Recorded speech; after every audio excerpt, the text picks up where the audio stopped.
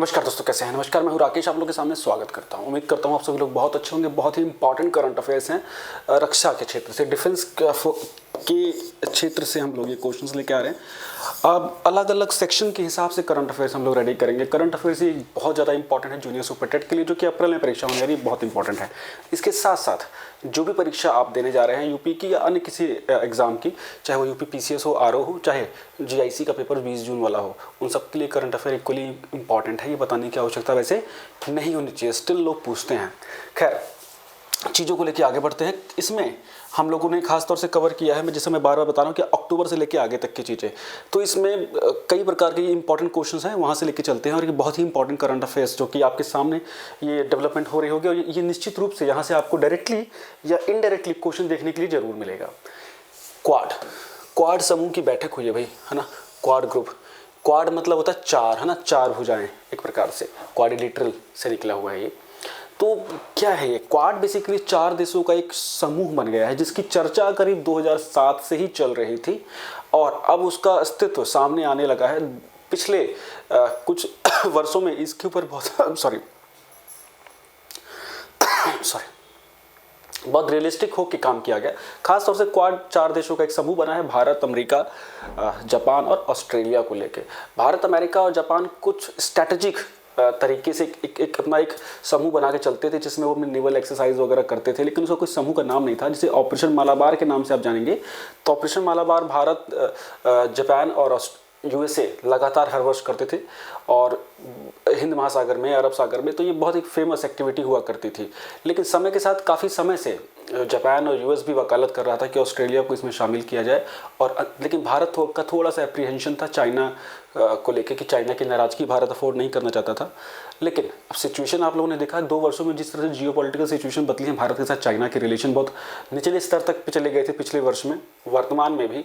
तो अब ये चीज़ें बिल्कुल पटल पे आई हैं, और भारत ने भी इस सिचुएशन को अच्छे से हैंडल किया है, और अब ऑस्ट्रेलिया के साथ मिल के पूरा एक क्वाड नाम का एक समूह बना है, जो कि व्यापार से लेके, रक्षा से लेके हर क्षेत्र में ओपन ट्रेड की बात भी कर रहा है। और इसको बहुत बड़ा माना जा रहा है हिंद प्रशांत महाक्षेत्र में, इंडो पैसिफिक रीजन में फ्री ट्रेड की वकालत, एक डिफेंस, एक एशियन या पैसिफिक एरिया का एक नाटो भी इसको बोला जा सकता है आने वाले वक्त में। अभी तो कहना ही जल्दबाजी होगी, लेकिन इसकी जो पूरी ताकत है वो एक तरह से चाइना को काउंटर करने के लिए है, कि चाइना का जो प्रभुत्व है, चाइना की जो विस्तारवादी नीति बढ़ाने की कोशिश कर रहा है चाइना, उसको किस तरीके से स्ट्रांग काउंटर किया जाए। पिछले वर्षों में आपने देखा होगा तो ऑस्ट्रेलिया बहुत ही मुखर होकर आया चाइना के खिलाफ। चाइनीज़ कई पत्रकारों को वहाँ पर बैन किया गया। चाइना ने भी बहुत एग्रेशन दिखाया ऑस्ट्रेलिया के खिलाफ। तो ये सब चीज़ें एक कड़ी का हिस्सा होती जा रही हैं। तो इसका अभी इनका वर्चुअल समिट हुआ है, because of Covid protocol realistic summit तो हो नहीं पाया, तो वर्चुअल एक सम्मेलन हुआ है, जिसमें चारों देशों के राष्ट्राध्यक्षों ने हिस्सा लिया है। ये अगर आप आजकल न्यूज़पेपर देखेंगे तो हर जगह ये न्यूज़ आपको दिख रही होगी, चाहे वो प्रधानमंत्री नरेंद्र मोदी हो या जोसेफ बाइडेन हो अमेरिका से, इन सभी लोगों ने हिस्सा लिया। तो पहले ये क्वेश्चन ये आ गया, कौन कौन है इसमें? इंडिया, जापान, यूएसए और ऑस्ट्रेलिया। इंडिया से पीएम मोदी जी थे, जो बाइडेन, अमेरिका, जापान से योशिहिदे सुगा वहाँ के प्रधानमंत्री, और ऑस्ट्रेलिया के प्रधानमंत्री स्कॉट मॉरिसन। ठीक है, ये एक पॉइंट तो क्लियर हो गया है। अब इसमें इस समिट में तो खास तौर से अभी जो बात कही गई है वो कि किस तरह से इस पैंडेमिक से हमको लड़ना है, उसके ऊपर ही चीज़ें केंद्रित की गई हैं, और किस तरीके से वैक्सीन को हमें लोगों तक पहुँचाना है, इस पर बात रखी गई है। लेकिन इसके बहुत दूरगामी परिणाम होंगे, ये परिलक्षित है। अब देखिए मेन डिस्कशन पॉइंट जो इनके जो प्रेस कॉन्फ्रेंस जो निकल के आया वो मैंने बताया आपको कि पेंडेमिक और वैक्सीनेशन को लेकर मेन इनका कंसर्न था। लेकिन अभी ये जो मेन इनका लक्ष्य क्या होगा, एक प्रकार से रीजनल ग्लोबल इश्यूज़ के ऊपर इनकी एक बहुत व्यापक इनकी एक नीति बनेगी। क्षेत्रीय इसमें मतलब है कि जो हिंद महासागर, प्रशांत महासागर के क्षेत्र में जो तनाव है, उसके ऊपर अब एक बड़ी पार्टी बन के ये लोग उभरेंगे। इसके बाद cooperation to maintain free, open and inclusive Indo Pacific region, मतलब एक ऐसा क्षेत्र डेवलप किया जाएगा हिंद महासागर और पैसिफिक क्षेत्र में, जहाँ पे कि ओपन ट्रेड हो सके, आपस में सौहार्दपूर्ण तरीके से व्यापार हो सके, और कई और क्षेत्र में डेवलपमेंट हो सके। मुक्त व्यापार का मतलब होता है कि बिना किसी बाधा के, बिना किसी एक प्रकार से प्रतिबंध के व्यापार होना। अब इसमें देखें, क्वाड को अगर आप इस तरीके से देखेंगे, क्वाड्रिलेटरल सिक्योरिटी डायलॉग्स, है ना, ये है जो कि इसका बहुत अहम पड़ाव मैं बता रहा था। क्वाड्रिलेटरल सुरक्षा संवाद भी शुरू होगा और इसको इसीलिए इसको एशियन मतलब एशियाई नाटो का एशियाई स्वरूप भी बोला जा रहा है। चाइना ने इसी को लेकर तो चाइना इतना चिंतित है ना। आपको पता है कि नाटो एक सिक्योरिटी समूह है 29 देशों का, 29 या 30 देशों के साथ, मॉन्टेनेग्रो भी उसमें शामिल हो गया है, जिसमें कि अगर इनमें से किसी देश के ऊपर भी हमला होता है तो उन सभी देशों के ऊपर हमला माना जाता है। तो दुनिया के बड़े बड़े देश इसके हिस्से हैं। बेल्जियम के ब्रसेल्स में इसका हेडक्वार्टर है, फ्रांस हो चाहे अमेरिका हो, सब लोग नाटो के हिस्से हैं। ठीक, चलिए इसकी शुरुआत जैसे मैंने बताया कि जापान के उस वक्त जो तत्कालीन प्रधानमंत्री थे उनके द्वारा डिस्कशन में लिया गया था कि ऑस्ट्रेलिया को भी समूह में शामिल करके 4 देशों का एक बड़ा समूह बनाया जाए। चलिए चीज़ें क्लियर हो गई। अब देखिए दूसरा, ये एक युद्ध अभ्यास है। युद्ध अभ्यास से लगातार परीक्षा में क्वेश्चन आता है, कोई रोकने वाला नहीं है। तो अभी हाल ही में उत्तराखंड के चौबतिया, जो रानीखेत डिस्ट्रिक्ट में पड़ता है चौबतिया, यहाँ पे एक ट्रेनिंग रेंज है। यहाँ पे भारत और उज्बेकिस्तान के बीच में आर्मीज का युद्ध अभ्यास हुआ है ना।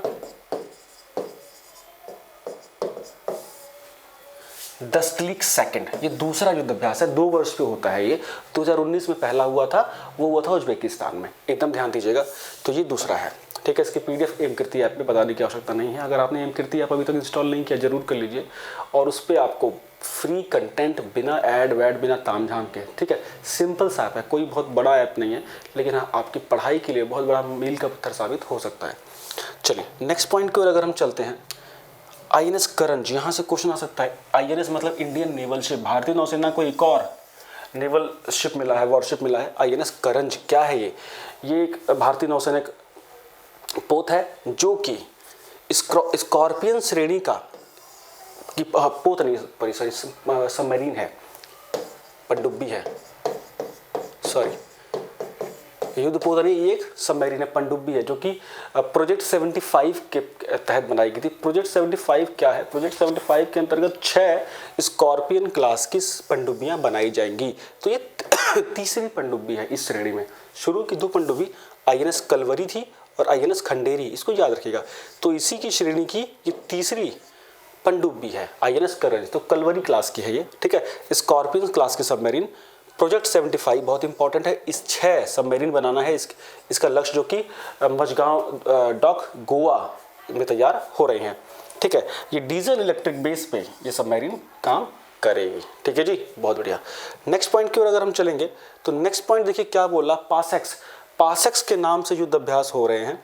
पासेक्स के नाम से ये नेवल युद्ध अभ्यास होता है, वॉरशिप यूज होता है इसमें। और इसमें हाल ही में जो इंडिया का पासेक्स युद्ध अभ्यास हुआ है और इंडोनेशिया के साथ हुआ है। इंडोनेशिया के साथ हमारे जो मिलिट्री टाइप्स है वो काफ़ी इम्प्रूव है पहले के मुकाबले, और अरब सागर में इनका ये युद्ध अभ्यास हुआ है फरवरी के महीने में। अब अगर आप देखते हैं तो ये आपको कुछ समय पहले पिछले वर्ष में अमेरिका के साथ भी हम लोगों का एक पासेक्स हुआ था, निमित्ज, जो कि सबसे बड़ा एयरक्राफ्ट कैरियर जब हिंद महासागर में था, ठीक है। तो वर्तमान में इंडोनेशिया के साथ हुआ है, ध्यान दीजिएगा। चलिए नेक्स्ट क्वेश्चन की ओर अगर हम चलते हैं, ट्रॉपेक्स क्वेश्चन आ सकते हैं। देखिए ये यहाँ से क्वेश्चन लगभग सीधे सीधे आते हैं। एक्सरसाइज ट्रॉपेक्स 21 मतलब सन 2021 जनवरी में हुई है exercise, theatre level operational readiness exercise. अभी क्या है, ये भारतीय नौसेना के ही जितने भी एक्टिव ऑर्गेनाइजेशंस हैं उन सब की एक एक्सरसाइज थी हिंद महासागर में, इंडियन ओशन में, इससे बाहर कुछ ज़्यादा आएगा नहीं, है ना। तो theatre level operation readiness exercise मतलब अपने को चुस्त दुरुस्त से तैयार रखने के लिए, जांचने के लिए ये एक्सरसाइज की गई थी नौसेना के सभी सक्रिय अंगों के द्वारा हिंद महासागर में, इंडियन ओशन में, ठीक है, जनवरी के महीने में। नेक्स्ट क्वेश्चन की ओर अगर हम चलते हैं तो पहली महिला कोबरा बटालियन, कोबरा बेसिकली बहुत एलीट बटालियन है, बहुत ज़्यादा स्विफ्ट एक्शन लेने के लिए CRPF की। तो ये पहली बार ऐसा हुआ कि उनकी वुमेन यूनिट तैयार की गई है कोबरा यूनिट में, है ना, पहली महिला कोबरा यूनिट बटालियन CRPF की। ध्यान दीजिएगा, कोबरा का फुल फॉर्म है commando battalion for Resolute action, ठीक है, commando battalion for Resolute action. जैसे स्वाट टीम्स वगैरह होती है ना, तो ये इनकी इस फोर्स की डेडिकेटेड टीम है ये। नेक्स्ट पॉइंट की ओर अगर हम चलेंगे तो युद्ध अभ्यास के नाम से एक मिलिट्री एक्सरसाइज बहुत फेमस है। ये मिलिट्री एक्सरसाइजेज है, राजस्थान में हुआ ये 4 फरवरी को। इंडिया और यूएसए के बीच हो। तो ध्यान देना, युद्ध अभ्यास हमेशा ये नाम से जो मिलिट्री एक्सरसाइज है वो हमेशा इंडिया और अमेरिका के बीच में ही होता है। जीएस और एसएसटी क्लासेस चल रही हैं, जिसको ज्वाइन करना हो 7678668827 पे व्हाट्सअप करके उसकी डिटेल ले सकता है।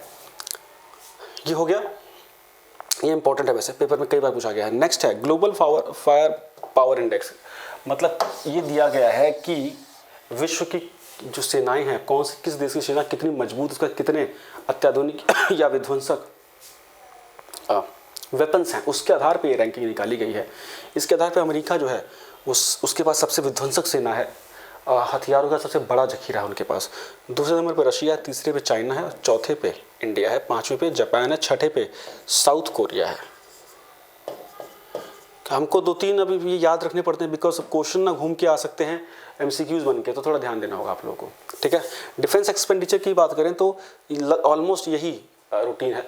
इंडिया थोड़ा सा नीचे है, यूएसए लगातार उसमें सबसे ज़्यादा खर्च करता है, लेकिन वो रशिया को रिप्लेस कर दिया। शायद चाइना ने $213 बिलियन पहुंच गया, यूएसए का तो करीब $600-700 बिलियन के आसपास है, ठीक। नेक्स्ट को आगे लेके चलते हैं। डेजर्ट नाइट, ये पेपर में आएगा, डेजर्ट नाइट या एक्सरसाइज है ना, डेजर्ट नाइट। डेजर्ट से याद आ गया तो जोधपुर याद रखना, जोधपुर में हुआ मतलब राजस्थान हुआ, मिलिट्री एक्सरसाइज हुई, थल सेना अभ्यास हुआ, किसके बीच में, भारत और फ्रांस के बीच में, भारत और फ्रांस। तो फ्रांस से बात अगर आई है तो यह कि रफाल की नई खेप इंडिया पहुंचने वाली है और उसको डिप्यूट किया जाएगा हाशिमारा एयरबेस पे, याद रखिएगा, चाइना की सिचुएशन को देखते हुए, ठीक। ये भी हो गया।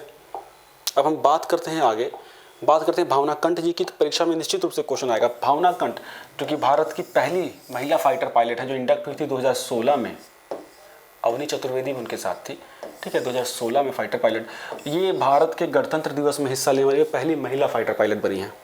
इस साल के 26 जनवरी के परेड में ये शामिल हुई थी, भावना कंठ जी, ठीक है, बहुत इंपॉर्टेंट है, बहुत ही इंपॉर्टेंट है। नेक्स्ट क्वेश्चन की ओर अगर आप चलेंगे तो आएगा सी विजिल 21, ये भी एक एक्सरसाइज थी। सी विजिल, विजिल मतलब अलर्ट रहना। 21 भारत की जो तटरक्षक बल है, कोस्ट गार्ड है, इंडियन कोस्ट गार्ड, उसका ये युद्ध अभ्यास था, ठीक। बस इससे ज़्यादा इंपॉर्टेंस नहीं है इसकी।